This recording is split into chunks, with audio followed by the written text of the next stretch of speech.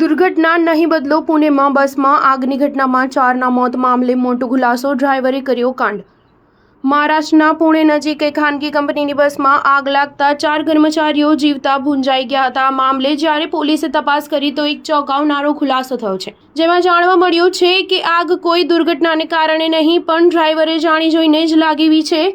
Deputy police commissioner વિશાલ ગાયકવાડે કહ્યું કે ડ્રાઈવરનો અમુક કર્મચારીઓ સાથે દરરોજ ઝઘડો થતો હતો અને મસ્તીમાં ગાળાગાળી પણ થઈ જતી હતી, જેનાથી ડ્રાઈવર કંટાળ્યો હતો। જ્યારે અમુક અહેવાલો અનુસાર ડ્રાઈવરના પગારમાં ઘટાડો કરતા અને દિવાળીએ બોનસ પણ ન ચૂકવાતા તે પહેલેથી ગુસ્સામાં હતો, જેના પગલે તેને બદલો લેવાના ચક્કરમાં અગ્નિકાંડ કરી નાખ્યો। ડીસીપીએ કહ્યું કે ડ્રાઈવરનો જે કર્મચારીઓ સાથે ઝઘડો ચાલી રહ્યો હતો તે મૃતકોમાં શામિલ પણ નથી, એટલે કે નિર્દોષ લોકો આ અગ્નિકાંડના ભોગ બની ગયા। ઉલ્લેખનીય છે કે આ ઘટના પુણેના હિંજવડી વિસ્તારમાં બુધવારે સવારે બની હતી।